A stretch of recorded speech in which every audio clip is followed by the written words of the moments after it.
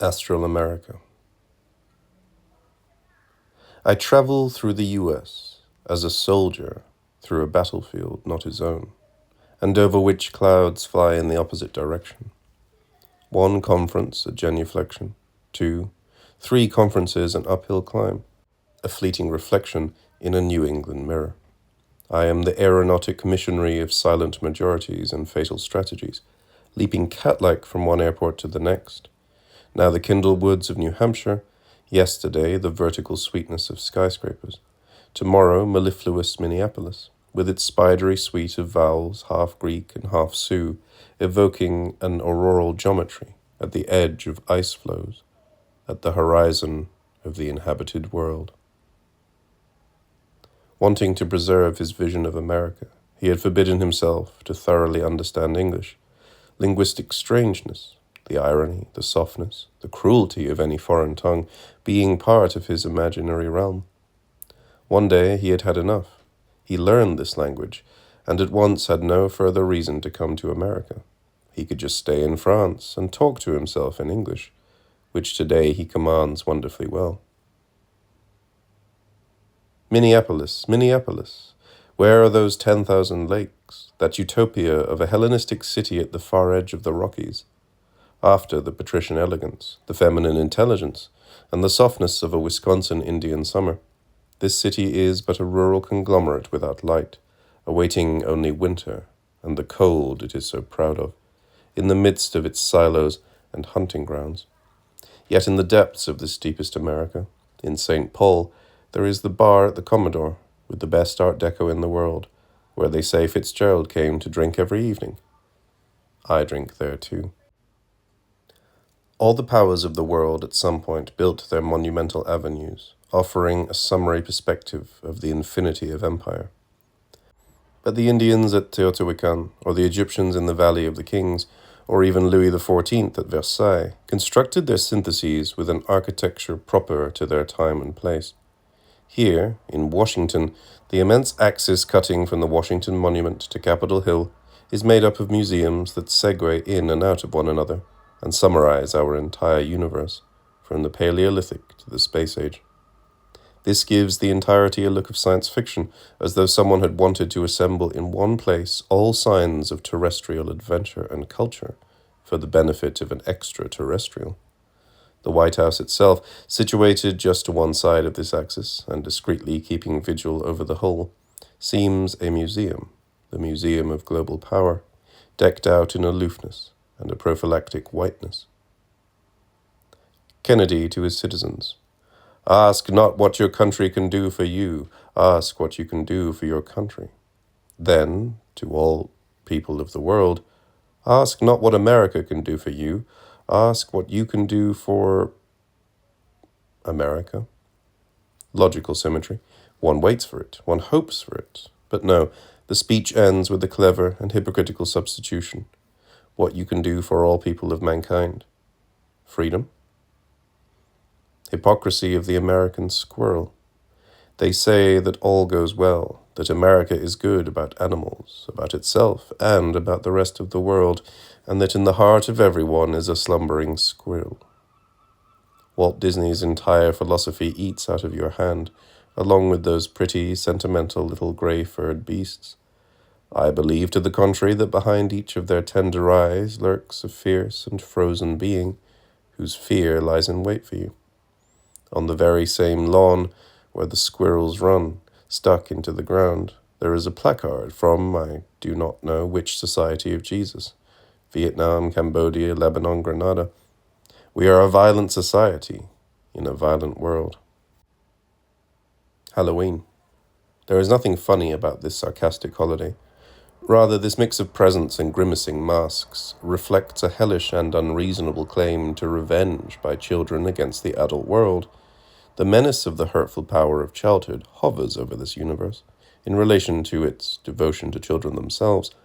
There is nothing unhealthier than this childish witchery. Behind disguises and pumpkin foolery, people put out their lights and hide for fear of being tormented, and it is hardly a surprise that a few of them have stuck needles or razor blades in the apples or the cookies they've handed out.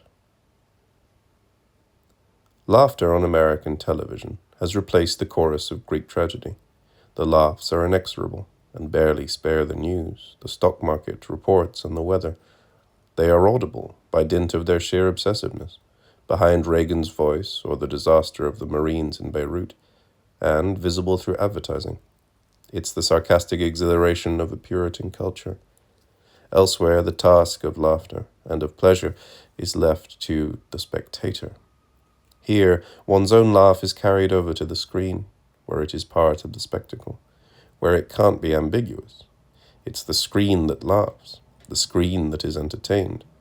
All that is left to you is consternation. The Vietnam War on television, a pleonasm since it was already a TV war. The Americans fought with two essential weapons, aviation and information. In other words, the physical bombardment of the enemy and the electronic bombardment of the rest of the world. Neither weapon is territorial, whereas all the arms, all the strategies of the Vietnamese were derived from race and from the land. This is why the war was won on both sides, by the Vietnamese over actual terrain, by the Americans in the electronic mental terrain of information. And if one side carried an ideological and political victory, the other got Apocalypse Now out of it, a film that has toured the world. However thick the boredom, the prison of daily routine in the USA, as elsewhere, American banality will always be 1,000 times more interesting than the European version, especially the French. Perhaps it is because in America banality was born of the extreme vastness, of the monotony of extended cultures, and of a radical lack of culture. It is indigenous there, as are its extreme inverses, that of speed, of verticality, of an immoderation bordering on casualness, and of an indifference that borders on the surreal. While French banality is an offshoot of bourgeois everydayness. It was born from the tail end of an aristocratic culture that was sloughed off with petit bourgeois mannerisms. It was born of that stinking, good-for-nothing hexagonal bourgeoisie that, like a skin of sorrow, constricted the 19th century. It's all there. It's the cadaver of the bourgeoisie that sets us apart. It's that cadaver that carries the chromosome of banality for us, whereas the Americans knew how to keep their humor about the material signs of conspicuousness and wealth. Europeans experience everything that pertains to statistics as though those numbers were an unfortunate destiny. They immediately read into them their individual defeats and take refuge in a clenched defiance of all that is quantitative. Americans, on the contrary, experience statistics as an optimistic stimulant, as a dimension of their good fortune, of the happy arrival of their coming age. Dawn in Los Angeles, over the Hollywood Hills. Unexpected, as I never witness it elsewhere. One senses distinctly that the sun only barely stroked Europe on its way to fully rising there, over this planar geometry, where its light remains its own, brand new, at the edge of the desert. Stalk-like palm trees vibrating in front of an electric billboard, the only vertical signs on this flat geometry. At 6 a.m, a man is already dialing from a public phone booth in front of the Beverly Terrace Hotel. The nocturnal dispatches fade away. The daytime ones come to light. Everywhere the light reveals and illuminates the absence of architecture. It is what makes the city beautiful and warm and intimate, whatever else anyone says of it. It is in love with its own unlimited horizontality, as New York might be with its verticality. New York, the successor to Athens, Alexandria, and Persepolis, rolled into one, is New York. The number of sirens builds day and night. The cars are faster, the dispatch is more violent. Prostitution is total, as are the electric lights. And the game, all the games intensify. It is always thus as one approaches the center of the world. But the people smile, never to each other, always to themselves. The frightening diversity of faces, their singularity, all strain toward some inconceivable expression. Youths of 20, of 12, have expressions like the death masks of archaic cultures, like the city itself. New York in 50 years has arrived at the kind of beauty that other cities have evolved over centuries. Smokestacks, like bathers wringing out their hair, afro hairstyles, or pre-Raphaelite ones, banal, multiracial. Pharaonic city, all in obelisks or spikes. The buildings around Central Park are like flying buttresses. Because of them, the immense park takes on the allure of a floating garden. The clouds aren't dappled, brains are. The clouds float over the city like cerebral hemispheres, chased by the wind. As for the people, they have cirrus clouds in their heads, clouds that come out through their eyes, like the spongy vapors that come out of cracked soil in a warm rain. Sexual solitude of the clouds in the sky, linguistic solitude of men on earth. The number of people here who think alone, who sing alone, who eat and speak alone in the streets is unbelievable, yet there is no aggregate. On the contrary, they deduct themselves from one another, and their interresemblances are uncertain. But there is a certain kind of solitude that resembles no other. It is that of a man preparing his meal in public alone, on a wall, on the hood of a car, along a railing. One sees this everywhere here, and it's the saddest scene in the world, sadder than outright misery. Sadder than the sight of a man begging is the sight of a man eating alone in public. There is nothing more contradictory to human or animal laws, as animals go through the honors of sharing or of fighting over food. He who eats alone is dead, but not he who drinks alone. Why? Why do people live in New York? There is no rapport among them, but an internal electricity that comes out of pure promiscuity, a magical sensation of contiguousness, and of an attraction to an artificial center. This turns it into a universe of auto-attraction, from which there is no reason to leave. There is no human reason to remain there, but the lone ecstasy of promiscuity. Beauty of the blacks, of the Puerto Ricans in New York. Outside of the sexual excitement provided by racial promiscuity, one has to say that blackness, the pigmentation of the dark races, is like a natural flare that self-ignites to produce a beauty which is desperately lacking in pale faces. Whiteness appears as an exhaustion of physical rigging, a neutrality that perhaps for this very reason obtains a dexterity with words, but to which the esoteric and ritual powers of artifice will always be wanting. In New York exists a double marvel. Each great building rules or once ruled the city. Each ethnic group rules or once ruled the city in its fashion. In Montreal, all the elements are there. Ethnic groups, buildings, North American space, but without the vibrance and the violence of U.S. cities. Clouds spoil the skies of Europe for us. Compared to the immense skies of North America, with their cloud flocks, our little dappled skies, our little dappled clouds, are the image of our little dappled thoughts, never thoughts of space. In Paris, the sky never takes off. It doesn't hover. It is stuck in the decor of sickly buildings, each of which provides a bit of shade for the next, just like a little private property, rather than being each other's vertiginous mirrored facades, like those of the great capital of New York. The skies make this clear. Europe was never a continent. From the minute you set foot in North America, you sense the presence of an entire continent. There, space is thought itself.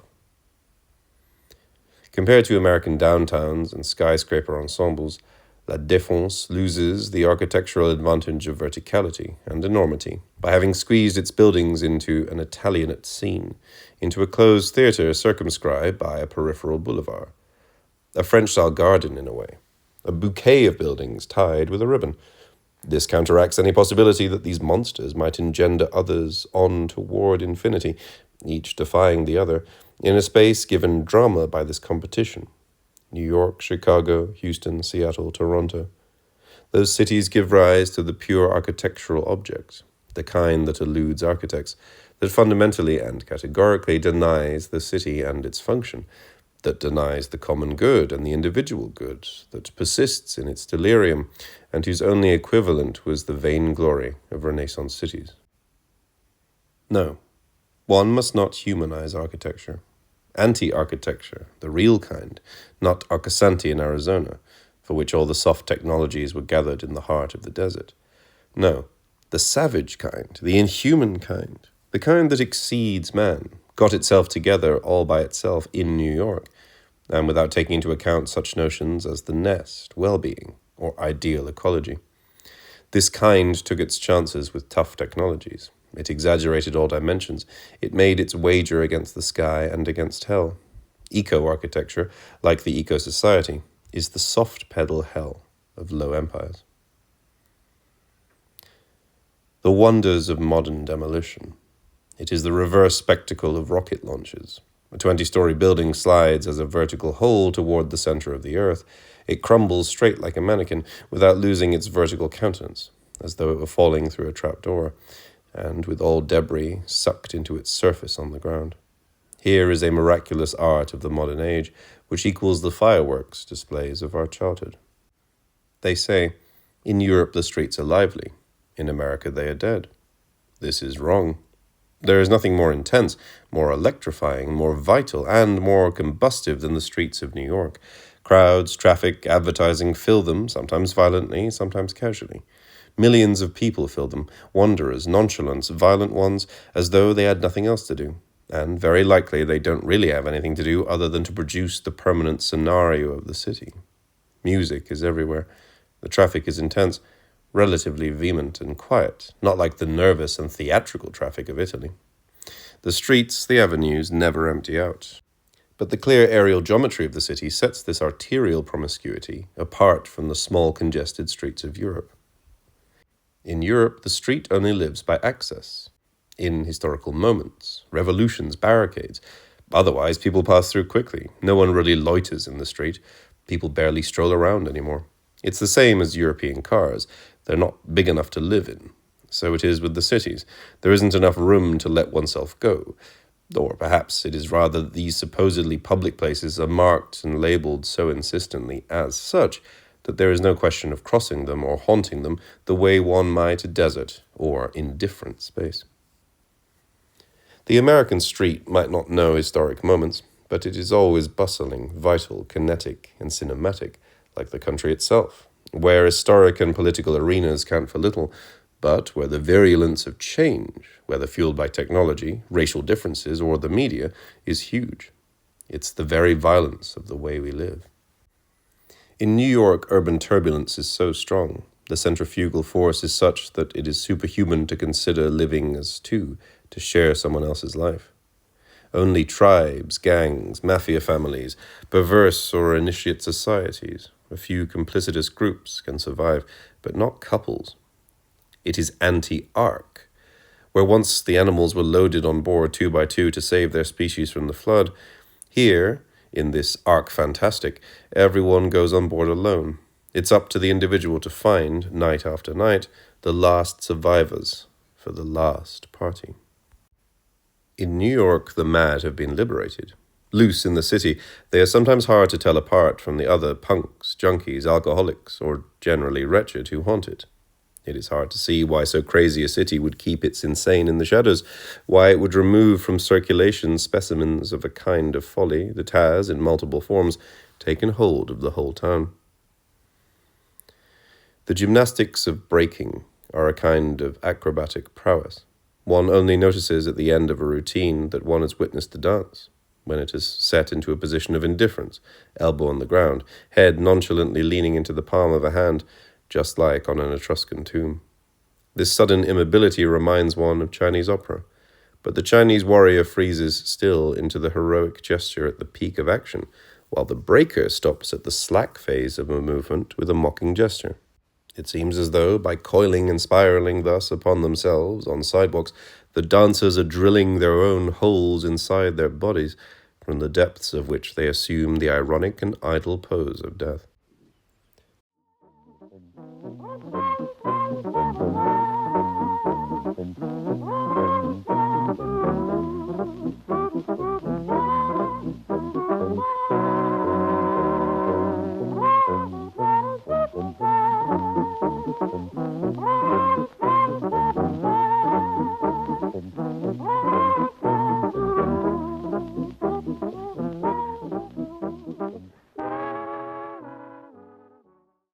I would never have believed that the New York Marathon could bring tears to your eyes. It's an end-of-the-world spectacle. Can one speak of voluntary suffering as voluntary servitude? under driving rain, under helicopters, under applause, wearing aluminum hoods and squinting over their chronometers, or else naked from the waist up with convulsing eyes. They all seek death, the death by exhaustion that belonged to the marathon men of 2,000 years ago, who, let us not forget, carried news of victory back to Athens. These competitors, no doubt, also dream of relaying some victorious message, but their numbers are too many, and their message no longer has meaning. It is only that of their arrival, of an end to their effort. A crepuscular message about a superhuman and useless effort. Collectively, it is more as though they carry a message of disaster for the human species, for one sees it degrading itself hour by hour at the finish line, from the first one, still strapping and competitive, to the wrecks literally carried through to the end by their friends, or to the handicapped who run the race in wheelchairs. They are 17,000 strong, and one thinks with some nostalgia about the real Battle of Marathon, where there weren't even 17,000 Greek combatants. They are 17,000 strong, and each one runs alone, without even the spirit of victory, but only to feel as though they exist. "We've won," whispered the Greek who came from Marathon as he expired. "I did it," gasps the exhausted marathon man as he collapses on the grass of Central Park. "I did it." The slogan for a new kind of formal activity, publicity-minded, the autistic performance, the pure and empty form of self-defiance, which has replaced the Promethean ecstasy of competition, of effort and success. The New York Marathon has become a kind of international symbol of this fetishistic performance, of this delirium of empty victory, of an exultation in a prowess without consequence.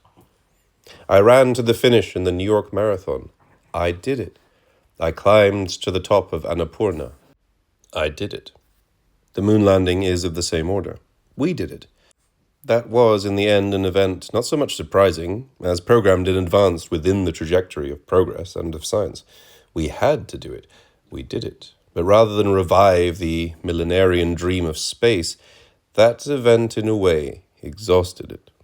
This same affect of uselessness exists in everything executed according to a program, just as in anything that we accomplish in order to prove to ourselves that we are capable of accomplishing it. A child, a mountain climb, a sexual exploit, a suicide.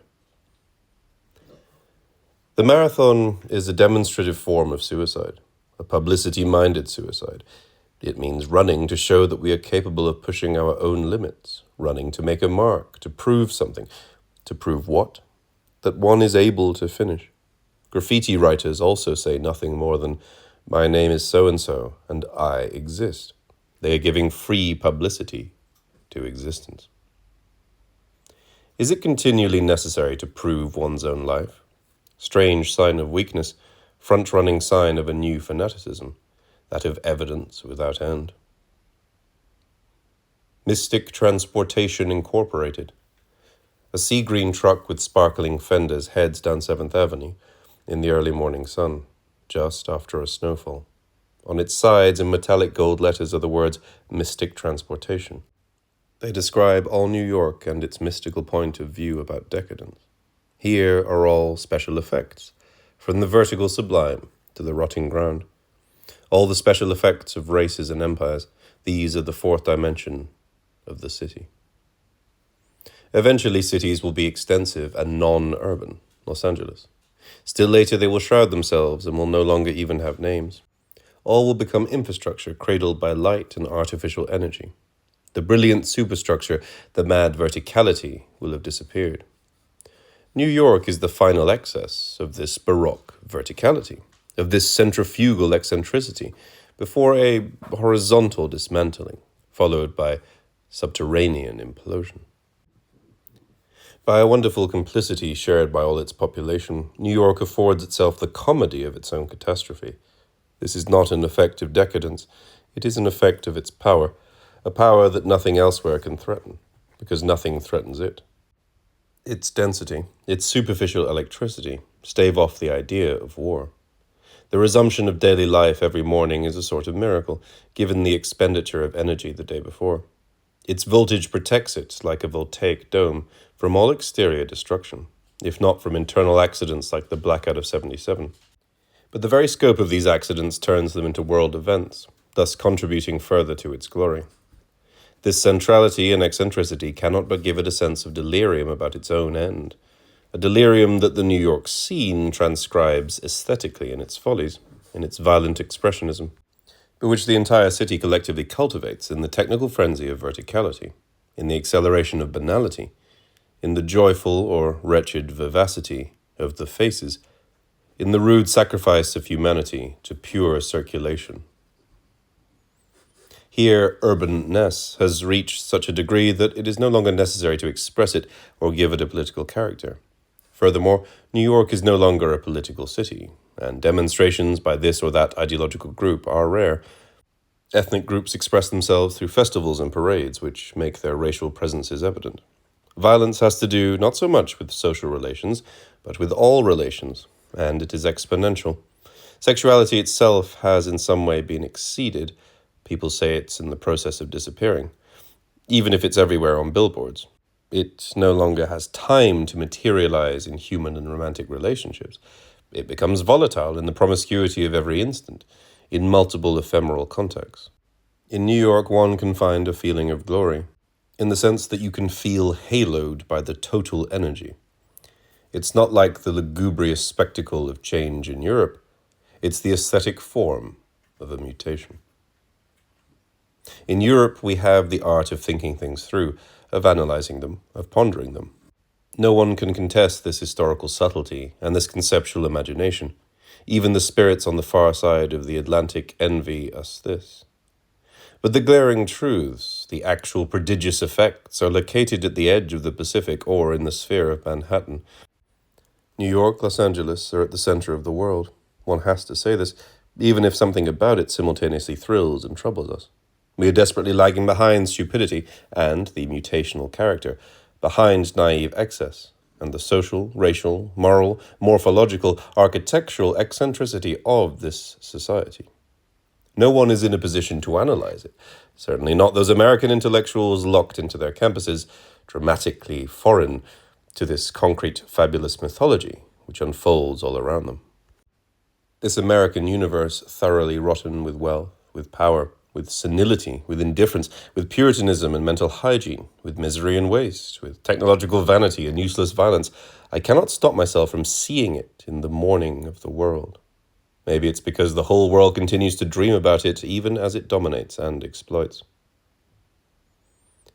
At 10,000 meters and 1,000 kilometers per hour, I have beneath me the ice floes of Greenland. I have Jean-Philippe Rameau's Les Indes Galantes in my headphones, Catherine Deneuve on the screen, and an old man sleeping on my lap. Yes, I sense in love all the violence, croons, sublime, one time zone to the other. In the airplane, people sleep. Speed does not heed the violence of love. From one night to another, the night one has left, the night one will land in, the day will only have lasted 4 hours. But that sublime voice, that voice of insomnia, travels still quicker. It sails over the glacial transatlantic atmosphere, skips over the actress's long lashes, over to the violet horizon of the rising sun, into the warm coffin of the jet, and finally fades out somewhere off the coast of Iceland. There, the voyage is over.